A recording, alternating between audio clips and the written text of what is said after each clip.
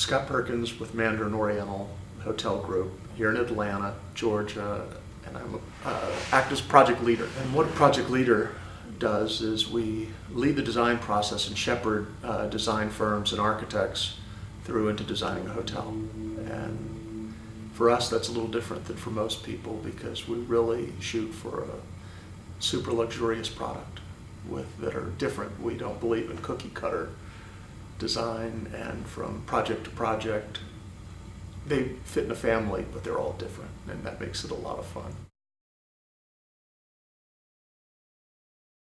We're the operator, so what happens is there's a developer, and the developer hires the design team. We have the approval rights of who they use to make sure that somebody is appropriate, does appropriate level work. But the developer hires the design team, and so we work with that team.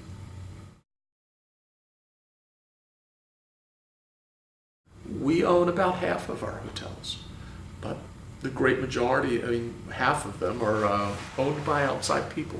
We might own a portion of the hotel, but by and large, especially in the Americas, we operate them. We have a management agreement with the owner so that the owner designs, and he has to design the project in accordance with our standards and guidelines. But as they design that, we edit through and help them put the overlay of how we're going to operate it. Because one of the things that you do as a designer is you think about what you could create in the space and what everything will look like, but there's a very important side to that, and that's how it will operate so that the operation of it can be as luxurious as the surrounding. The developer brings the project to us. What we do is we write a design vision statement. So we try to lead the design group without being dictating what it's going to be.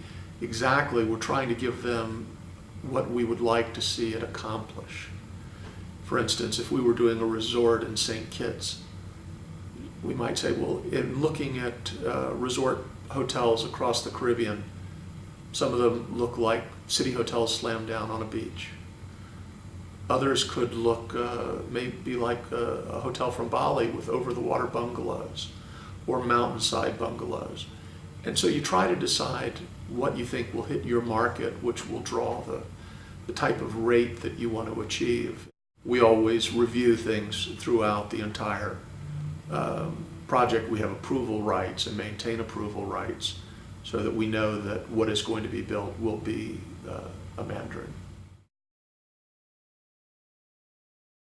We organize our group with certain specialists, that being spa specialists, restaurant, culinary specialists. Their focus is making sure that the kitchen can prepare the menu that we want to sell.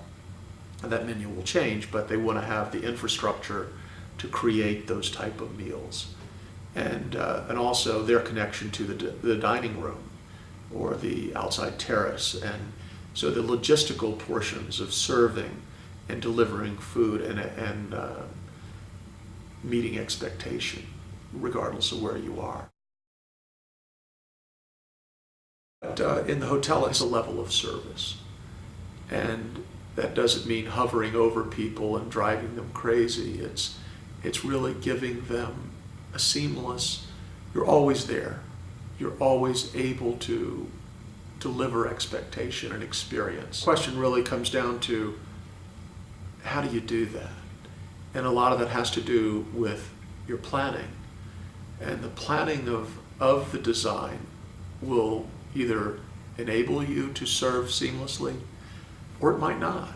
And if you, for instance, if you think of just having a beverage station or in a restaurant, if it's 100-foot walk to the table that you're serving, you will never meet expectations. You have to have them organized to where people can, someone drops a fork, knocks over a glass of water, or you're changing the table over.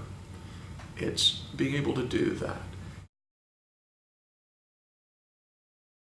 I love trying to find new ways to do the same thing. Every project is different. Every expectation is different. And how do you raise the bar? And because like I've mentioned, is that what we don't want to do is to repeat what we did on the last project. That means there are some hotel companies that they want this guest room. They have a standard guest room, and that's what they want. That's not us, and that's what makes it fun. And so in order to be able to do that, you have to constantly find new things. You have to learn every day, and you have to observe what other people are doing. So you don't want to think you have the greatest new idea, but that was done 6 months ago by XYZ.